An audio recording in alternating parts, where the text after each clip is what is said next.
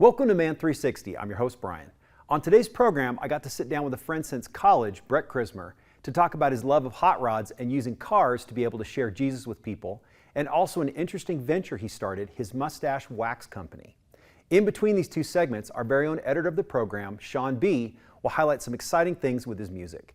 In our men's health segment, I talk with my friend Dr. Stephen Shields. Dr. Shields shared something very important that our men neglect with health and a simple thing we can do to stay healthy. He also shared about his love for missions trips he's taken over the years. I'm glad you're here. Let's get started. Welcome to Man 360.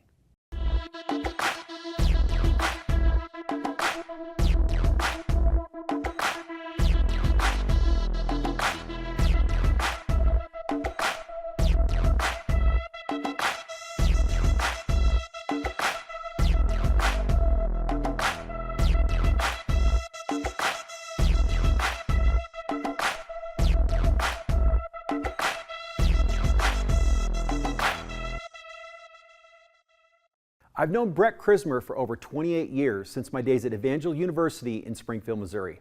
When I noticed his love of hot rods and the development of his mustache wax company, I thought it would make a great manly episode. Now, you would think this is just about fast cars and facial wax, but it's actually about much more. Bret has used his love of hot rods to be able to sneakily share Jesus with people while growing his handmade mustache wax company. If you have facial hair, Bret probably creates something you need. Between these two segments, you'll get a quick look at what our very own Sean B. has been up to with his music. Here's my two-part interview with my friend, Bret Chrismer. Bret, thanks for being on Man 360. Hey, thanks for having me. Thanks for coming to my house. Absolutely. We wanted to come and hang out with you a little bit here in Springfield. And Yolanda and I were following you a little bit on Facebook, and obviously we feel like we still have connected with you guys through the years from college days. And there was a couple things. First, I want to talk to you just about your hot rods. Okay. And something you got into as a hobby, but just kind of where did that passion come from?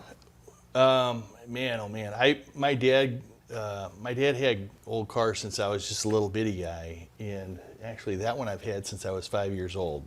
Really? It was given to me by my aunt and uncle when I was just a little guy, and it was something that I had even while we were in college. But I would get money, I'd spend money, I wouldn't work on that, and so it was not on the road until 1995. Okay. And then you just had this passion just to, like I said, you're not like a customization guy. You just make it, you just rod it out. Yeah, I'm a hot rod guy. It's make it pretty and fast. Yeah. That's the most important thing, right? Well, yeah.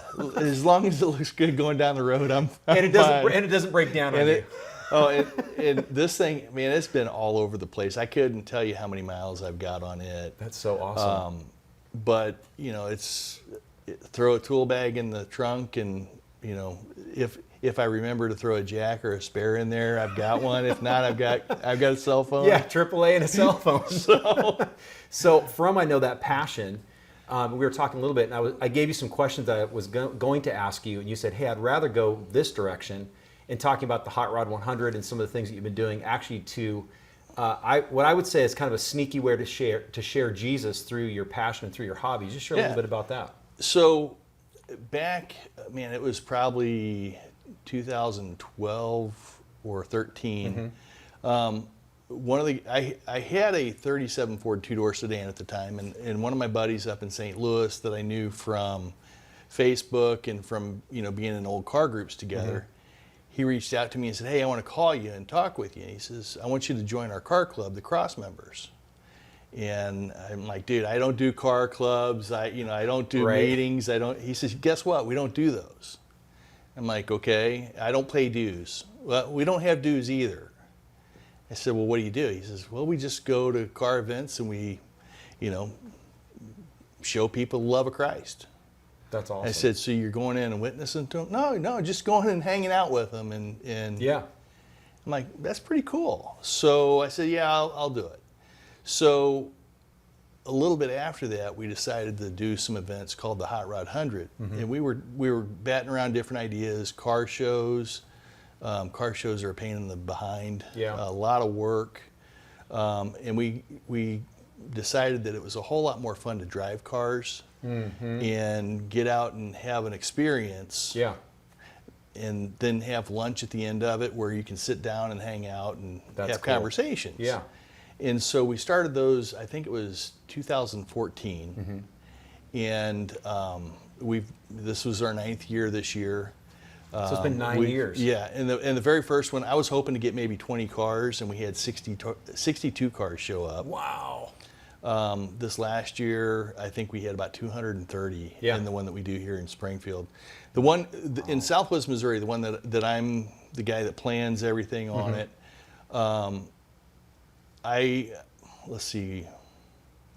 Usually we have about we're running about 230 cars with that one now.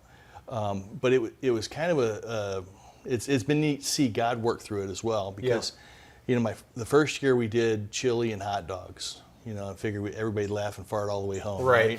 And then the next year we did pulled pork. I don't know if I'm allowed to say that word on here, but I just did. So. Well, it's all right. The second year we did pulled pork, and that wound up being a big hit. So the third year we were all set up. My barbecue guy calls me up and says, "Hey, can't do it." So I reach out and talk to another guy. He's like, "Yeah, I'll do it. And then 2 weeks before the event, he calls me up and says, "Hey, can't do it." Oh, wow. And I'm like, "Dude, I've got, about 350 people to feed." And he goes, Jesus to get the multiplication out here. And he's like, "Well, I can't do it." So I reach out to Don Jakes. I don't know if you know Don, but he's been in Light for the Lost forever. And he says, "Hey," he says, "this sounds cool, but talk to my son, Jason." So I reach out to Jason. He's got the Light for the Lost cook team. I say, "Hey, Jason, I'd love to have Light for the Lost get involved if they would." And he says, "Well, this sounds like something fun." Yeah. I said, "But listen, I don't have steak budget like you guys do for the missions conventions. Right. I've got more of a pulled pork budget." Right. And he says, "Okay." He says, "I've got a brand new pulled pork recipe I want to try out." That's awesome. And they've been with us since the third year. So we've done that. We asked them to put out a tip jar on the tables. And he's like, "What?" And I said, "Yeah, put a tip jar on the tables." And he says, "Well, why would we do that?" And I said, "So people can throw money in it." He says, "This is, that doesn't happen at churches." At churches, we're taking extra plates home for lunch and dinner the next day. And so, they wound up putting tip jars out, and it's been a really great thing. That's awesome. Through the years that we've been doing this now, I think Jason told me that we've been able to raise enough funds to reach over 70,000 people around the world through Network 211, which is the recipient of the money that we the money that you raised. So, and I know you shared real quick just a couple testimonies actually from the relationships that you build, because we were talking too about how it's not just going out with a tract and saying, "Hey, by the way, you're going to hell. Would you like to go to heaven? You have a really nice car that is fast, but you don't want to go to hell." Right. But just being in a relationship. So share just real quickly a couple of those testimonies. It's pretty crazy. I had one lady whose father-in-law had passed away, and she called me up one day and she said, "Hey, are you a preacher?" And I said, "No, I'm just a guy who loves Jesus." And she says, "Oh, I was gonna ask if you could do a funeral for me." I'm like, "I'll gladly do it." Yeah. I said, "I'm not a preacher, but I'll gladly do that." She said, "Well, my father-in-law, he really admired you, and he thought you were the greatest thing because you do the Hot Rod Hundreds, and that you're open about being a Christian and stuff like that." I said, "That'd be great. I'd love to." So then another friend of mine, his father had passed away, and I had reached out to him. Actually, when his father had a stroke, I had seen him that night and offered to pray with him. Yeah. And it kind of freaked him out, and like, "It's no big deal." I said, "Holler at me sometime, so we can talk about things." Yeah. And he called me up a couple days later and he says, "Hey, Mom would like for you to pray at Dad's funeral." Wow. And I didn't plan on being the funeral guy of the car club, but you come in like a black suit, a black tie, you come in, a black t-shirt, But it wound up being something where, I've had guys reach out to me, for prayer for this, that, or the other thing. Yeah. And it's stuff that is not, the events aren't about, witnessing that day It's about building the relationship. Yep. So people are comfortable to talk with you about, their what they don't realize is their need for Christ. Right. Which is most people too, before they find Christ. If they understood where they were, they would be reaching out and asking about him if they don't know that. And we can have that relationship with them to ask that. So Absolutely. it's great. So I also want to talk to you real quick, and maybe we'll do a second segment here about your mustache wax company. Sounds like fun. Yeah, so I want to do that real quick. Stay tuned here. We're going to cut away here for a quick second for Sean B. Actually, our editor for Man 360 is an amazing musician. He's going to share about some of his music. Check it out.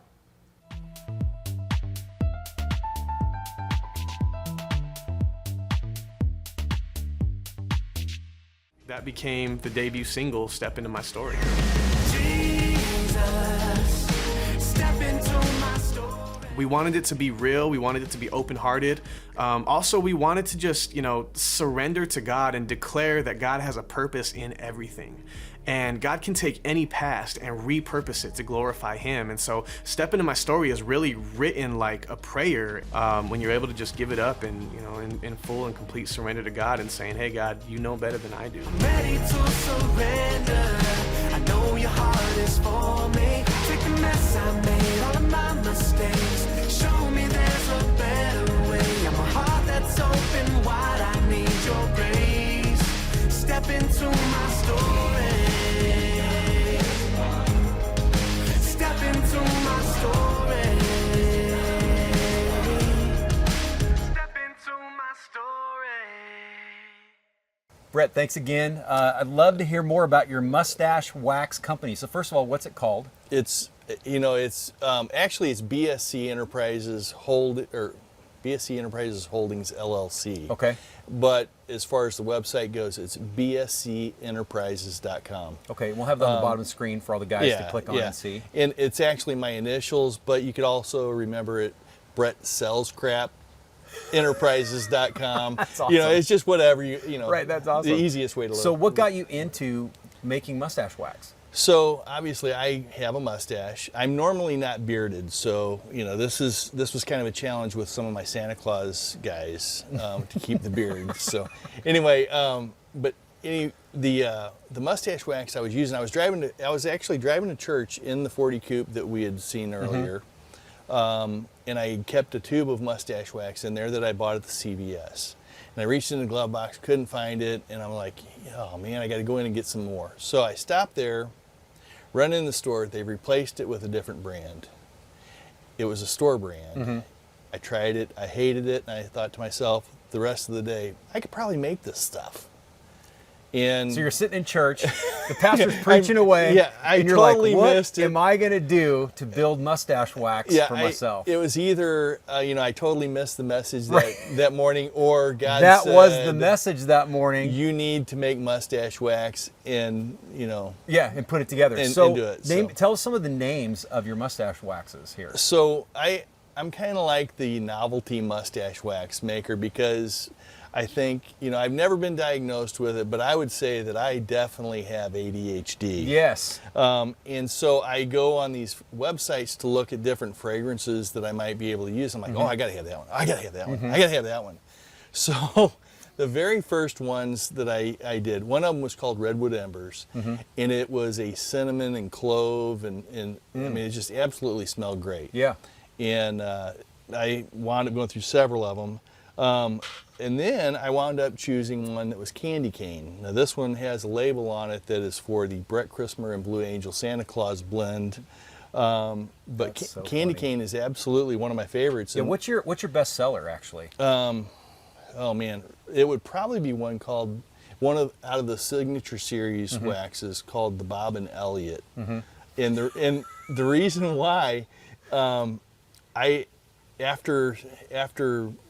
kind of launching onto social media, I had sent some mustache waxes out to some different guys, and Bob was the 2020 National Handlebar Mustache guy. champion. Yes. And so I sent some wax to him, and he's like, oh man, I love this stuff. It's really good. And I said, I'm thinking about doing a signature series I want 10 guys to help me come up with new mustache wax fragrances. Yeah. That'll be their signature series wax. So there's a whole subculture of Oh, yeah. mustache wax Oh, people yeah.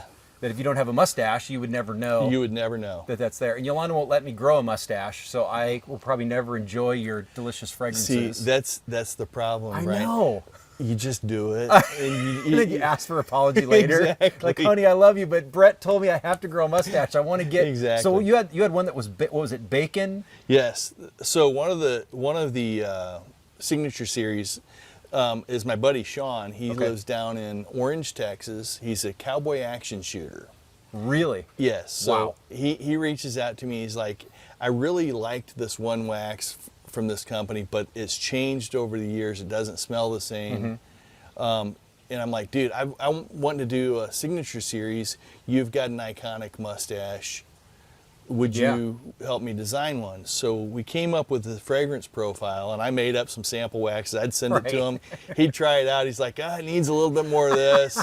And it was just a process like Yeah. that where we sent several samples to him, and we came up with a fragrance of bacon, gunpowder, and clove. So you get your And- GSR smell, Yeah. bacon for your barbecue, and a clove if you're going to go drink some tea or do something else for you. Yeah, and it has some pine rosin in it for some extra tackiness to hold the curls better. Oh, that's awesome. And then I had one that was really funny. I wanted to launch this one, but my wife was like, "You can't do that," and I'm like, "I'm an idiot. I'm going to do it anyway." So I did one called Monkey Farts. This one, it smells like pineapples, apples, and bananas, and some vanilla. And I sent some to a guy, and he's like, dude, he says, I love the fragrance. My wife hates the name. Can you make some Dutch oven wax for me? So I'm like, yeah, we can do it. Just for you. Yeah, so I tried to come up with something that smelled like a Dutch apple pie. Yeah. And we called it Dutch oven. That's I sent it to hilarious. him. And so here's Dutch oven. So basically, if guys have an idea of maybe a type of smell or something that they thought of, could they email you on the website and say, hey, I've thought of this as a smell maybe? They If there's can. something to consider. Well, so that has. maybe we do a Man 360 brand. I actually have some private label stuff. Yes. What is it? This one is Donut Explorers, and it is one where this one smells like a pecan sticky bun, Okay. and it has pine rosin in it for some extra tack Yeah, in extra tack in the there. curls. So. Well, Brett, this is amazing. Yolanda and I, we were watching some other videos and stuff, ones that you post. Right. And I just really believe, again, God's hand is in all of this. You and I were messaging back and forth and just Right. talking about, how God has opened some doors for you. And we just continue to Absolutely. pray that this even gets greater and bigger and more fun, I think, for you too. You do it as much as Absolutely. you want. You're not told of anybody else to do. It's great. Yeah, and even with this stuff, I had one guy tell me, I gave him a free tin of Monkey Farts mustache wax, and he told me later that was the day he had decided he was going to commit suicide, and the day that he learned that he was getting some mustache wax, he said was a turning point for him. Really? Yeah, and I'm like, Wow. Monkey farts if saved God, the day. if God can Working use through- monkey farts, he can use anything. He can use anything. Brett, thank you so much. Appreciate you being on the No program problem, again. man. Thanks a bunch. You bet.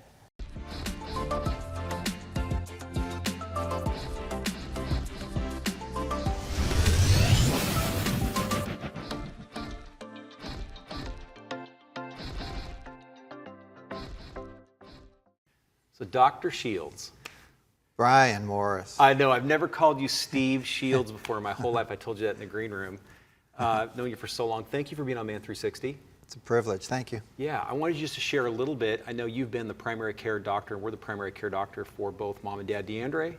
And yeah. I love DeAndrea's and Molly. I can still remember her pointing her finger at me saying, "Read Proverbs 25." I love it. That's awesome. And so Bob, again, yeah. yeah. So can you just share a little bit again what you do and who you are? Okay, I'm an internal medicine doctor, and I have been for 42 years, and I practice in Clearwater, Florida. And I do both inpatient or hospitalist work as well as outpatient office work. And that's sort of an oddity nowadays. Most of the people in our internal medicine field go one way or another, either Yeah. just a hospitalist or or office practice. But you do both. I still do both. Yeah. Well, and I know too that we were talking a little bit, I was mentioning before the segment, about how men are not worried about taking care of things that they love. You know, maybe their car, their old car, resto-mod car, maybe a watch, maybe something else they love, but sometimes they don't think about taking care of their body, their physical body. So I wanted you to share real quick about, you know, what is something that you feel like men neglect to do that they should do concerning their health? Well, it's sort of a funny thing. We usually laugh about it because if it wasn't for the wife, most of the men wouldn't come and get their physical. So that's probably the main thing, Right. just get that. And then Yeah. that's sort of the beginning point where some of the things are concerns once we can get a man comfortable in the office and you know, get him talking, comfortable about what he's interested in and things, usually then he'll open up about what's really the concern. And Yeah. I like to tell people to write questions down before they come to their visit. And, That's good. That's a good point. because sometimes they get flustered and forget, oh, I wanted to talk about that and I forget that, you know. Yeah, that's good. Yeah, I know we're dealing with some things with my dad and some medical things, and we're sort of trying to make a list. You know, we bring him in, and he's like, "Oh yeah, I should have asked him this." So we're trying to do. That's a great point, is to be able to share some things before. Yeah. It's sort of one of those points that you know, the doctor sees the long list. You know, it's like, okay, here we go. You know, the seventh. But It's like I got other patients. but I'm really to see today. satisfied when they do that because we really cover all the things that they're interested in. Yeah, for sure. Because you only know what the patient tells you. Big time, yeah. You can't read minds. I mean, you can consult the Holy Spirit, but you know, you have to be able to hear what they're Yeah. saying as well. Sometimes I'll go and I'll ask patients, so how you doing? What's wrong? They say, like, you're the doctor. You're supposed to know that. You know, it's like, well, wait It's a like minute. not my body. So in that vein, you know, what's something that men can do in a preventative way? You know, we talked about a checkup, but is there something else or maybe another thing they can do to maintain health in their life that they need to focus on? Well, all the lifestyle things that, you know, the obvious things of, you know, you go to the doctor and they tell you exercise and eat less, you know, that kind of thing. But those are definitely the key points. I over and over again, every day, I'm talking about that with patients. I'm talking about trying to find out what they're interested in or how, with their body, how it could fit into, how could exercise fit into your lifestyle and your framework. And we try and find out, you know, okay, you're in this busy phase of life, how could you get your exercise in? So just trying that's to find, probably the key. That's probably a principal thing. Yeah. Is it just, and I guess too, you're saying it there too, is you're not trying to have them fit into something that's not, or that's outside of who they, or what they would normally want to do, but to listen to their life, evaluate, speak back to them and say, it sounds like you're very busy right now, you're dealing with these things. How can we work this into, whether it's exercise or whatever it is? Yeah, and were you an athletic person before, so you already know how to take care of your body, but you just neglected to do it right now? Or are you one of these people that never exercised? And we got to find a way that you can get in some aerobic capacity without, you know, being too far afield from, you know, and we got to recognize that people aren't going to listen to us if we can't go to where they are. You know? That's good. Or where their wife is, to tell them, especially where to tell their men where they need to go. We were talking about that, our wives, Alicia and Yolanda, how important they are. So I also want to talk a little bit about some of the missions work that you've done. And you know, I know, again, as a doctor, you're a busy guy. You know, you have a lot of different plates spinning, multiple kids. Back in the day when you said that you were the busiest with missions, but I want to share a little bit about just some of the missions things that you've done as well. Yeah, so highlights of my career, I would say, are the opportunity to go on mission trips. I've, you know, through our church or some of the 700 Club had me go to Romania once. I usually go on short-term mission trips. Okay. And I've confined myself to going mostly to medical teams, which I love. And I mean, if anybody ever has a chance to go on a medical team, the majority of the team is usually, you know, like 1/3 medical people, and the rest are other people that are just helping out and want to help out, and you know, from loading up pill packages and to doing EKGs and things they never did, taking blood work. Yeah. So it's everybody expresses that's gone on these trips that it's the highlight of their walk as a Christian. Yeah. And I'd say that about myself too. It's really like brings everything together, and all of a sudden here you are doing, you know, God's will in a foreign place, and you know, you feel it. You just feel like the unity, the blessing of being with brothers and sisters that you didn't know before, but all of a sudden you know, and we're working as a team. Yeah. It's an awesome experience. You just feel like a hot knife through butter when God's really moving in those circumstances. For sure. Yeah, I remember we did a medical missions trip it was dental to Nepal with the orphanage and did some stuff there. Wow. And I remember, you know, at first I thought, okay, it's a medical trip, and I'm not a doctor, right? I mean, I've just maybe played one on television, but I'm not actually a doctor. So I was thinking of how is this going to work? But it was like, I feel like what we were doing as helping the doctors to be able to help out. And the other thing too, and I know you've seen this when you're in the field, people's appreciation for you providing that care that they wouldn't get because of the remoteness too. I feel like that's a big part of it too. Yeah, very much so. And I think the people just watching us as a team, we're coming together. Yeah. I think the love of Jesus For sure. amongst ourselves. Physically showing that. Yeah, And each other, demonstrates that. koinonia, all of that too. Yeah. I think it's really important. Good. Plus, there's always, like every day we'll work like 12, 14-hour days, get back to where we're sleeping and have dinner. And then everybody has a chance to decompress and just share stories, which is, it's like awesome. I'm usually crying, but everybody else is. You're like, is he okay? Yeah, I need some Restasis. My eyes are watering a little bit. A lot of dusty environment Dusty here. environment here. No, I think that's great. And I think too, just not even, like you're saying too, decompressing and building that fellowship. And I'm sure it's kind of like, reading Matthew, Mark, Luke, or John. You hear the perspectives of everybody that's different in that same situation and encouraging them to, minister to people. It's amazing. Yeah, it's funny, like you go from this fearful, what are we going to experience? We don't know where we're going. We don't know what we're going to find. Yeah. And I don't really know you that well yet, but little by little on the plane ride there or something, you start to meet the other team members, and then it's like by the end of the trip, it's like this well-oiled machine. That's, just awesome. Supernatural too, and just very the Holy much Spirit. so. Yeah. Well, will you pray, Doc, for number one, just for men that they would not be knuckleheads and go get their checkups and do the things that they know they should do, and not wait till something gets terrible. But also, we were talking too about just that they would make time for God in those ways, whether it's short missions, whether it's something outside of what they normally do. Because we were talking, you're only too busy for things you don't want to do. But could you pray for the men just to have those things in their life? Yeah. So, Abba, Father, we just come before you, Father, and I just plead your blood over every man, every person hearing this. Yes, God. That, Father, that you'd touch their hearts in the ways that you want to. And Father, we just pray that you'll multiply our time, multiply our talents, God. multiply our desire to serve you. And I pray for men of integrity to step forward, be the priests of their homes, and to lay it all on the line, Father, to step out of their comfort zones and to serve you and find a new comfort in that, a new peace in that. And I pray in Jesus' name. Amen. Doc, thank you for being on Man 360. Okay, Brian. It's good to see you. We love you guys. Good to see you. Thank you. Let's do our 360-degree review of today's program. I love how Bret Chrismer is using his love of cars and really anything to share Jesus. When we were catching up before and after the shoot, we were talking about even more testimonies of people he has been able to minister to, and it was as simple as living like Jesus and talking with people about something as simple as a hot rod. If you'd like more information about their Hot Rod 100 events or a link to order his mustache wax, you can go to our website, man360.com/additional content. I hope you take to heart what Dr. Shields shared in our men's health segment. It's important to do the simple things when it comes to taking care of ourselves, including exercise and getting regular checkups. Man 360 exists to help men be complete in every way through Christ, mentally, physically, and spiritually. You can always send us a prayer request on our website or connect with us on Instagram or on Facebook, and we'll see you next week right here on Man 360.